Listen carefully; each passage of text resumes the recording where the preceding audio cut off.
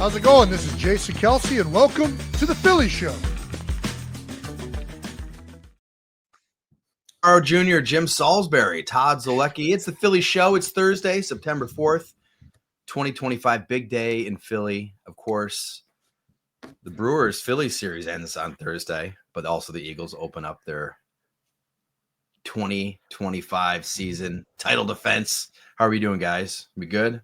Great. A little groggy. A little groggy. Ruben's in Milwaukee. He was at the game last night. Phillies lose, of course, to the Brewers, but they maintain their 5.5 game lead over the Mets in the National League East. They still have I think it's a 2-game lead over the Dodgers for that really, really, really important second seed in the NL playoffs. But we saw Aaron Nola struggle again on Wednesday night, and let's start there. It's time for the Parks' first pitch. First pitch is brought to us exclusively by our partners at Parks Casino, Pennsylvania's #1 casino. Aaron Nola, Wednesday night, 5 innings, 6 hits, 6 runs, 2 walks, 6 strikeouts, 1 home run. The first inning, if you got up and fixed yourself something to eat and you came back a few batters later, it was 5-0 in the blink of an eye. He has an 8.38 ERA in his first 4 starts back from the injured list. He has a 6.78 ERA this season. I looked this up. It's the 6th highest ERA of any Phillies starter, minimum of 65 innings, since earned runs became an official NL stat in 1912, which is hard to believe considering how amazing he's been. The guys ahead of him on this list, Lee Sweetland had a 7.70 ERA in 1930, and then after that are Calvin Maduro, 1997, Ed Holly, 1934, Taijuan Walker last season, and then David Buchanan in 2015. And again, Taijuan Walker obviously has had some really nice years in the big leagues, but, Aaron Nola just so much a cut above. We're talking about one of the best pitchers in Phillies history, and he's on that list. So, Ruben, let's start with you. What did you see from Aaron Nola? What did you see from that first inning? Can he get it turned around? Is there enough time to get it turned around? Well, that's a $9 million question, is whether he can turn it around. Well, what I saw from him, there were sparks of him having the ability to pitch like he can pitch, but he sort of has to be perfect with his stuff right now.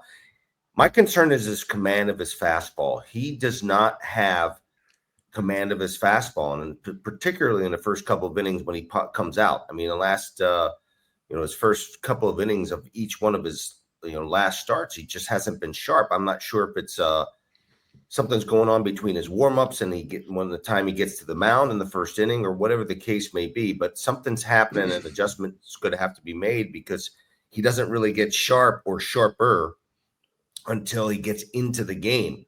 There have been times over the course of his career, he'll be cruising along and then he'll have a blow-up inning, like a 3 or 4 run inning. And that has been happening a little bit more often over the last couple of years. But right now you're seeing it happen really early in the game. And then he sort of settles in. And that's what happened. The first 5 hitters got on and scored yesterday.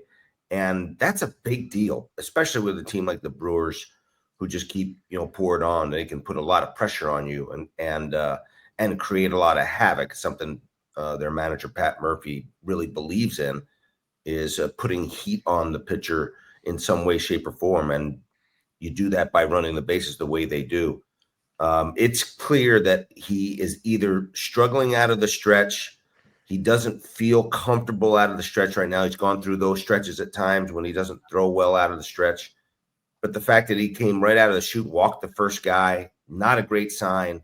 And again, it's really the fastball command. And this is a guy who has always had really good fastball command. I mean, his fastball command sort of made him the pitcher he is.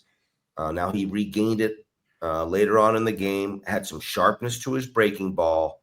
There was some positive that came out of it. There's also some defense that didn't work for him. I mean, a base hit that went to center field, a run scored with the bases loaded, kind of hit into no man's land. Pretty good pitch. It was flipped out in the center field. Bader makes a heck of a play because Contreras has to freeze at second base, and it's a one-hop throw to Alec Bowman. He just flat out missed the ball.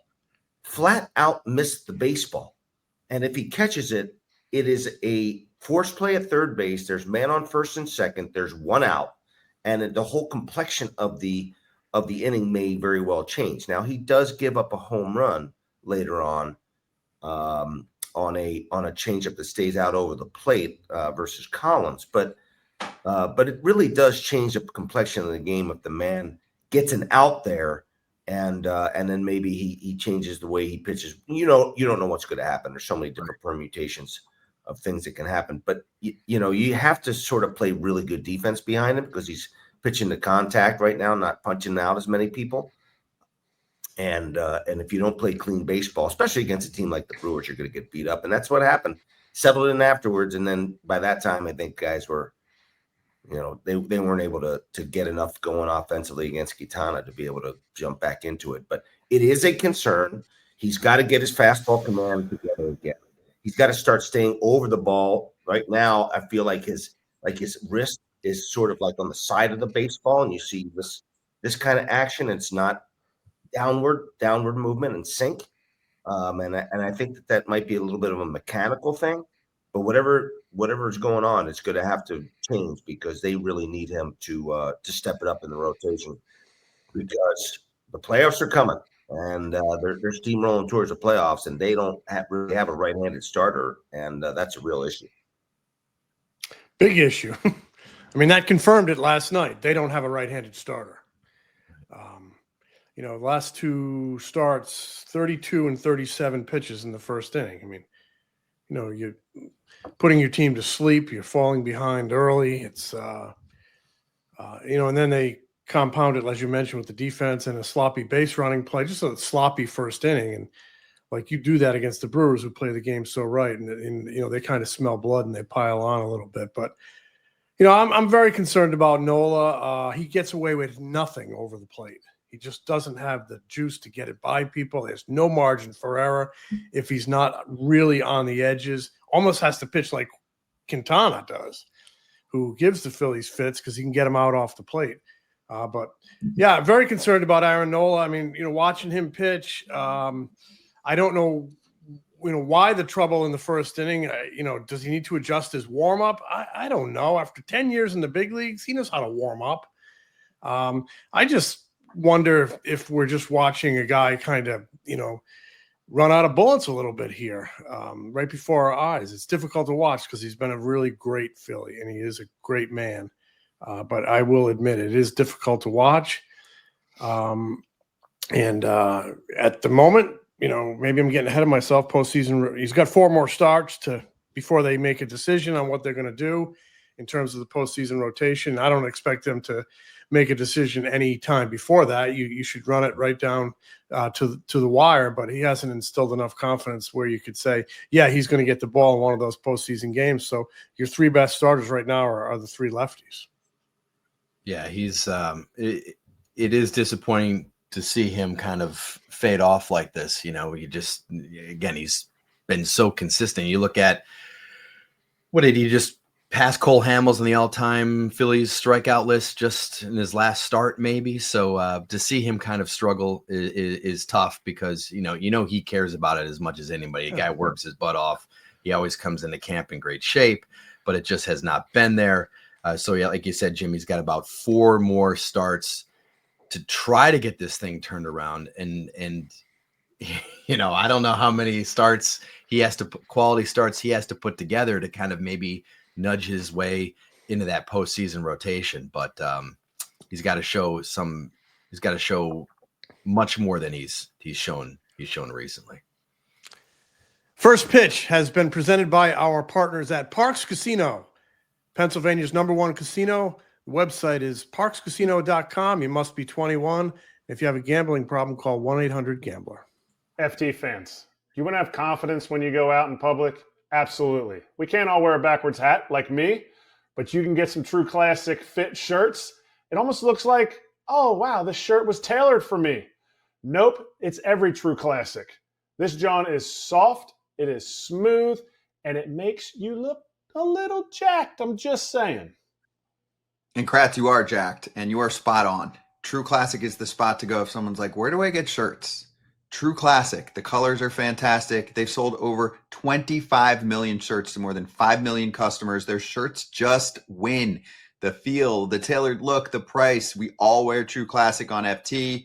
I mean, Cam Maben literally can't say enough about them too next time we have Cam on. Hit up trueclassic.com/foul. Give it a shot. Upgrade your wardrobe and save on True Classic at trueclassic.com/foul. That's trueclassic.com/FOUL. We are back. We are going to have another show on Friday. We're going to be answering your Phillies questions. So hop on any of our various social media channels and send us a question, and we will try to answer. But I wanted to get back to Aaron Nola. And this is going to be something that everybody talks about until the playoffs start and until the Phillies announce their postseason rotation, whether they clinch a first round bye and their first three, they play in the NLDS, or if they somehow finish behind the Dodgers and they have to host a team in the wild card series, who are going to be the three starters. So I think if the season ended today, it would have to be the three left-handers, right? You guys correct? I mean, it has to be. It has to be. It almost has to be. I don't think there's any question that the first three guys are Sanchez, Suarez, and Luzardo. I don't think there's any question about it. They're the most effective guys, and they sort of deserve it. I mean, listen, you're pitching the best. You should be pitching, and I think that they're just going to have to go and roll with it and hope that that not having a right-hander in the rotation at least early is the way to go. Do we think Nola can pitch out of the bullpen with his early, first inning struggles? I mean, the bullpen would be a shorter stint, so that would magnify his first inning of work with his problems maybe out of the stretch without the firepower. I don't know. What do you think, Ruben? I don't know. I think that in that setting, he probably could. I would think that he would still make the roster because he's got the experience. I think that means a lot to Rob Thompson. I think that means a lot to this organization, and he does. And he also can be a guy who can piggyback. If someone breaks down early, he can jump in there and sort of save some innings if they feel like he's not going to be one of the starters and not sharp enough to be one of the top 3 or 4 in that rotation. So, I think that he's a guy that can eat up some innings. He's still a fresh arm.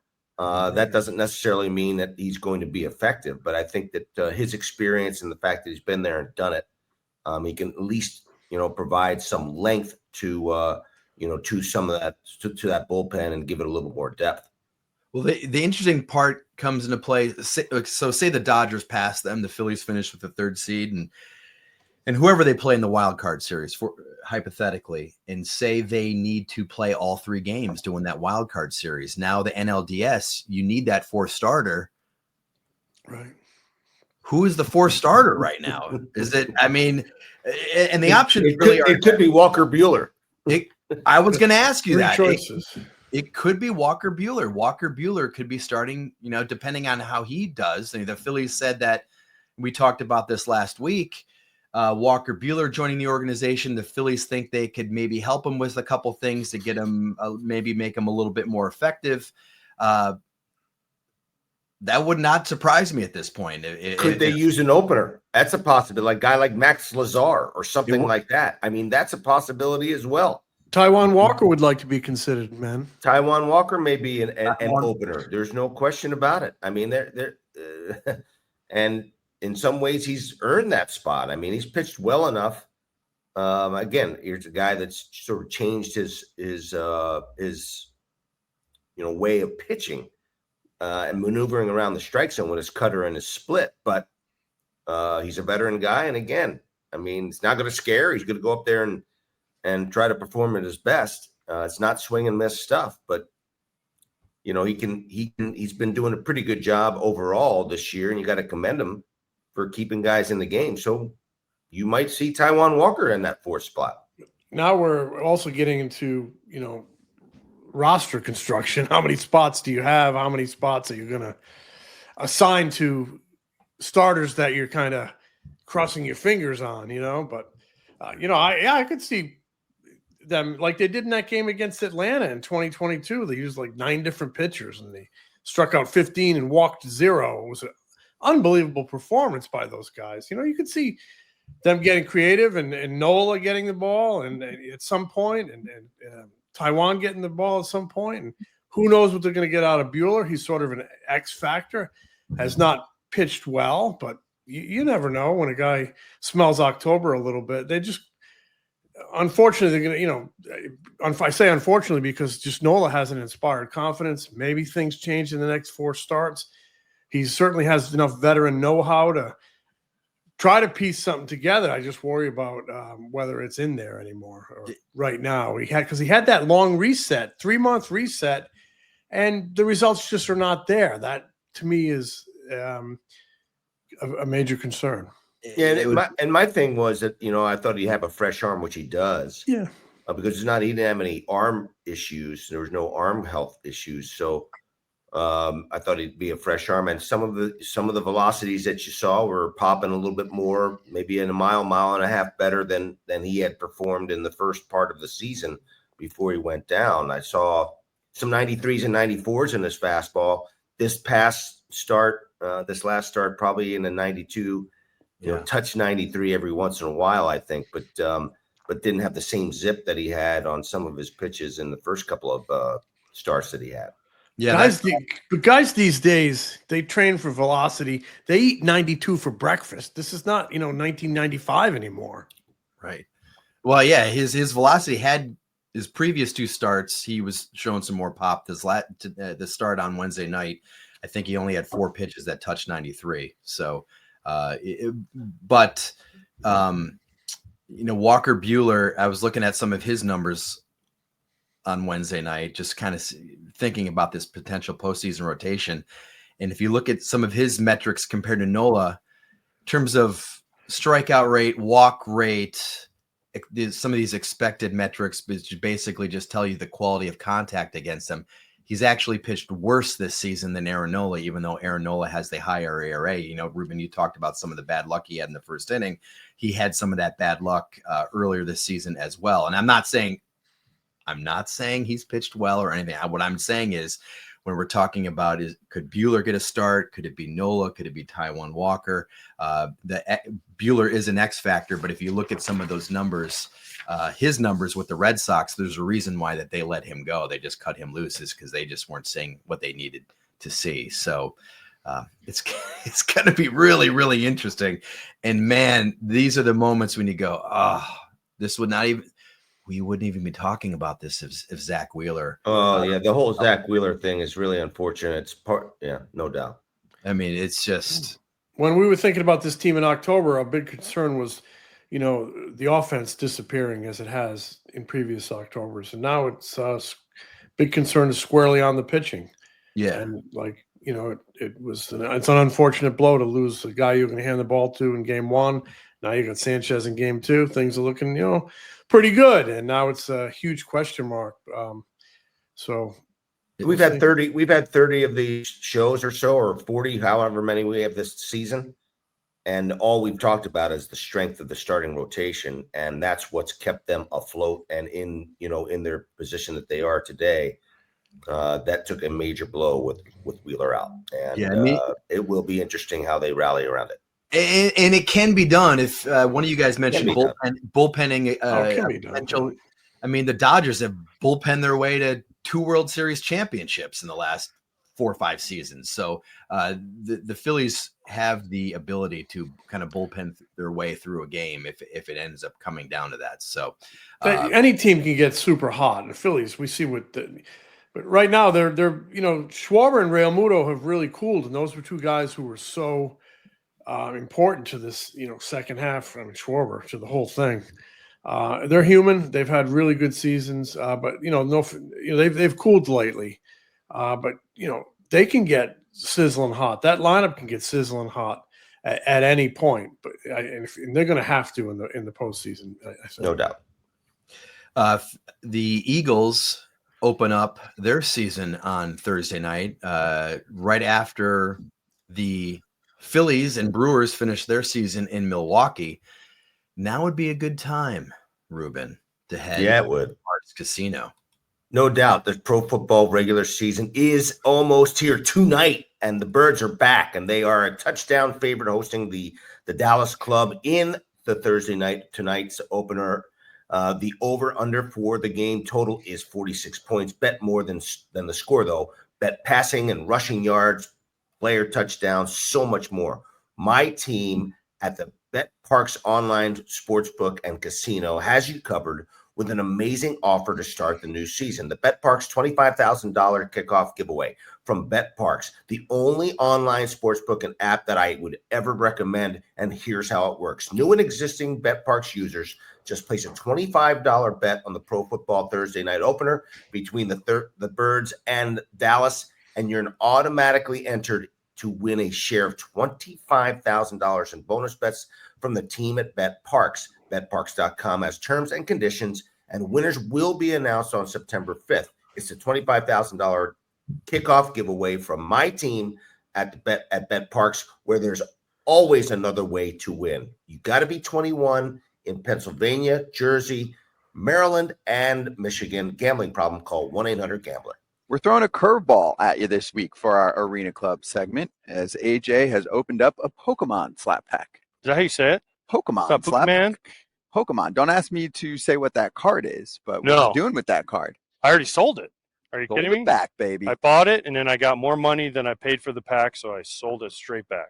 You bought it for, $250, you sold it for, $299. and you can go get yourself something that you maybe know how to pronounce. Yes, or card-wise. know what it is. I just did it Exactly. because I saw certain people opening Pokemon, and they were making money, and guess what? I got lucky. Made money off of it, too. Exactly. But of course, if you're into sports cards, that is something that you can find a ton of on the Arena Club Marketplace. Buy, sell, slab pack, trade. 20% off your first slab pack or card purchase can be had at arenaclub.com/foul and use the code FOUL. That's arenaclub.com/foul and use code FOUL. We are back. You guys collect Pokemon cards? Negative. My son does. That's a crazy craze for a while, man. It still is a thing. Still a thing. They still sell. My son collects that as well as baseball cards. He'll come up to me and show me some card. No idea what it is, but I think I was talking with Matt Strom about this. Charizard. Yeah, That's the only one I you know. know Pokemon Charizard. Come on, Charizard. Like you're sandbagging me. You know I'm Charizard. a sandbagger. Yeah, you do. I have a Charizard card I carry. Wow. Yeah. I have no idea what that is, but in this household, we had a lot of American Girl dolls. Same. Chicago, every time we went there. All over. my! They're still here craziness. somewhere. That is amazing. They're all there. It's all collectible, guys. You can all get rich one day selling your American Girl dolls and your Charizard cards. I wanted to jump on something, Ruben. On Monday, the Phillies had that big comeback win against the Brewers. That was a super fun game to watch. I mean, that game was about as fun. Great game. That was a fun bat. They're buried early. You're sitting there going, all right, they're going to lose this game. And then they back and forth. And then in the ninth inning, I wanted to ask you about this because you said this during the broadcast.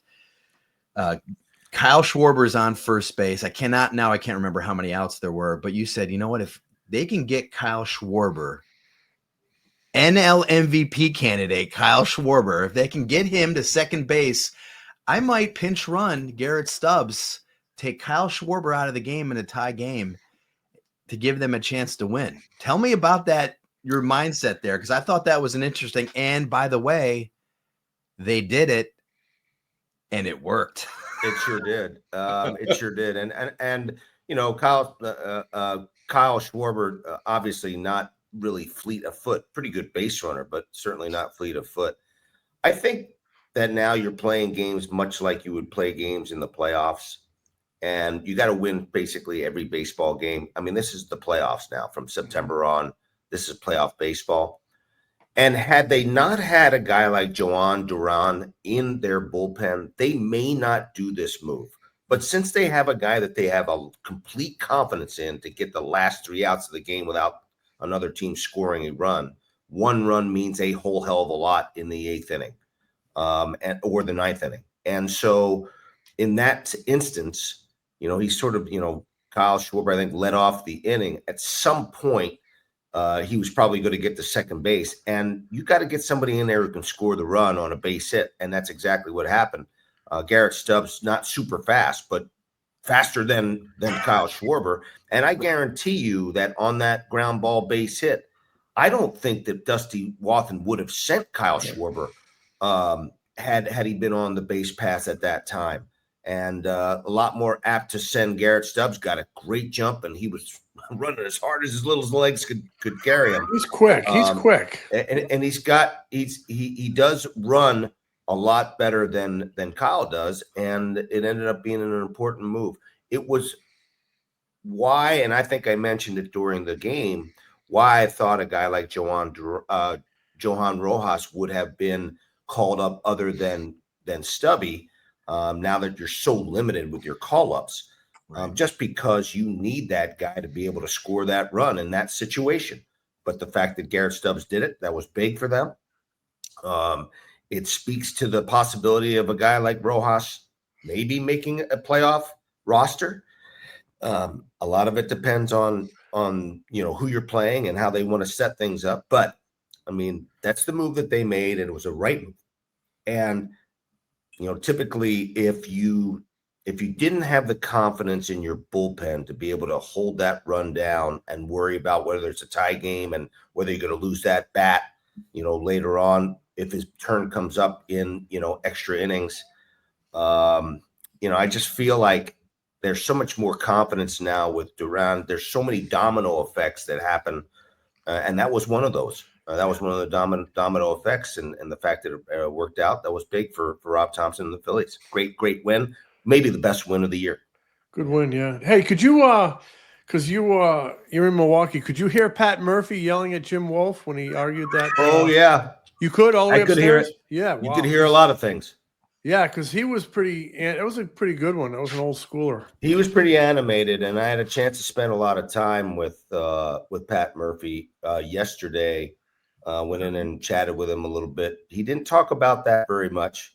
I think that the reality of it is that's a very difficult call. I know if the Phillies were on the flip side of that call, they'd have been just as pissed off. Yeah, no question. I mean, it was very, very ambiguous, and it is an ambiguous thing. And I think at some point they're going to electronically change that. They are. He probably didn't talk about it a lot because he's an old schooler. Like Dallas and Boa. It's over the next day. It's over. It's over. You speak your piece. He probably likes Jim Wolf. They're two baseball guys, but you have a disagreement. You go at it, and it was a pretty good one. And Wolf held his ground, and I thought it was a pretty good argument. And I actually that call could have gone either way. I miss those arguments. I miss those. I miss that part of the game. It's a really cool part of the game. And listen, everybody's trying to win baseball games. Everybody's trying to do what they're trying to do to have the best record. And all these games are important. And this is a great litmus test for the Phillies. And we'll see what happens this afternoon here in Milwaukee. But this is a really great matchup, and I'm excited about watching it because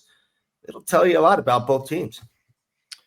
Two things before we go. You guys have any people not only tune in to hear our Phillies talk, but they love our NFL expertise as well. I know. What's your prediction? Any hot takes? Got to have a hot take on the Eagles. I got a hot take on the Eagles. I think they're gonna win this football game, but I think Dak Prescott's going to play really well, and I think that Dallas is going to cover the line. I really do. What is it, 8 or 8.5 right now? Yeah. Listen, I'm not a big Dallas fan, obviously. Dallas sucks. I'm all over that. But the reality of it is this. It's early in the season. It's really preseason still for that offense, for the Eagles offense. And I feel like it's going to be a much tighter game. I think it's a 3-point win for the Eagles and a tight one. Ruben, do you think the Cowboys are a different team without Michael Parkins? Parkins. Micah Parsons. Michael Like Parkins, isn't that his name? Parkins. What a S show over there in Dallas. I don't know what the owner's doing. Jerry That's Jones. so I don't good. get it. I'm showing my football knowledge. I don't think there's any question it's a different team, but sometimes teams rally around losing guys like that. Who knows? I mean, any given Sunday, right? You just never know. And I think it's going to be a tough game for Dallas to win. But it's not going to be an easy game for the Eagles to win. And I think I see the Eagles winning. I just see by a much tighter margin than the line. I think the Eagles That's my have take. to. The Eagles have to contain Robert Newhouse and Golden Richards, and they'll win the game. I don't know Robert who they Newhouse are. has the biggest thighs of all time. Big thighs. All I know is that I mentioned this the other day. This is my favorite time of the year. You got pennant races going on. You've got postseason baseball, and you've got the NFL season going on. You got college football on Saturdays. Of course, I went to University of Minnesota, so college football ain't that great usually, unless you like teams that finish 7-6 all the time. But I want to end on this. What's your take on the Eagles game? I think they're going to win. My hope is that there is an Eagles-Packers NFC Championship game. Nice. That's what I would love to see. So that's 4th and 26. Hey, all right.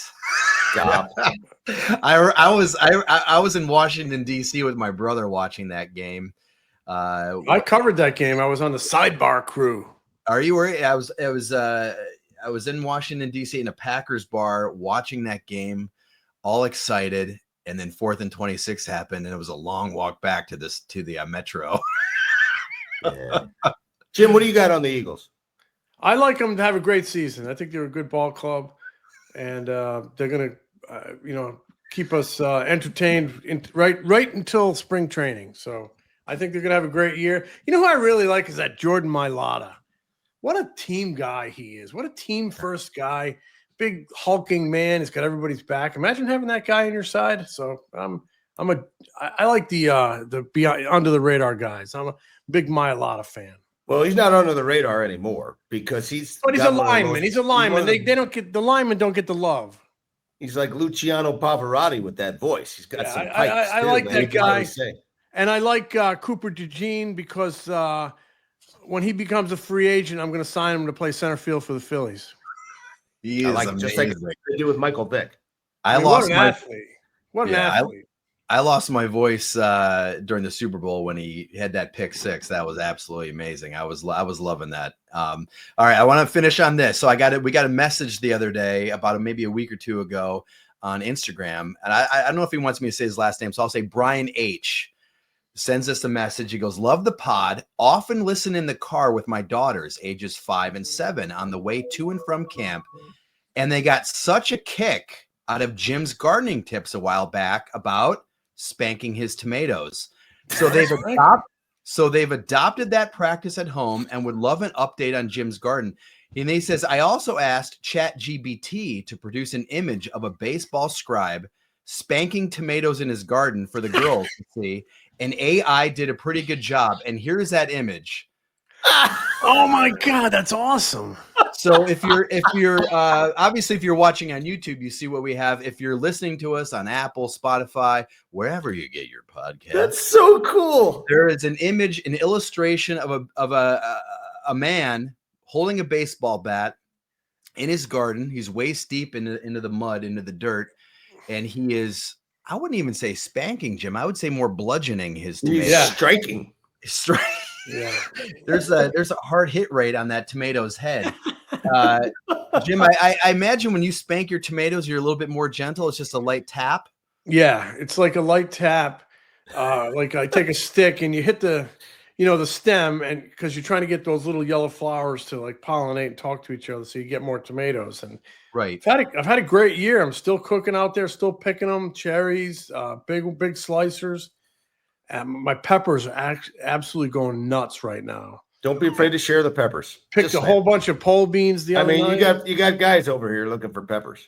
So I actually broke out the dehydrator the other day, and I dehydrated some of my cayenne Wow. peppers, and I put them in the coffee grinder, and I made cayenne Oh man, that stuff's good. I'll get you some of that. I'm gonna do some ancho too, which are dried poblano, and Yes, sir. I got a ton of jalapenos. I love that. That's a great image. I think that should be a collector's item right there. Jim, it actually Great NFT. Sell it on NFT. That's exactly, Jim. This actually kind of looks like you, except the Not hair. really. The hair is a little bit darker. If you had A little dark.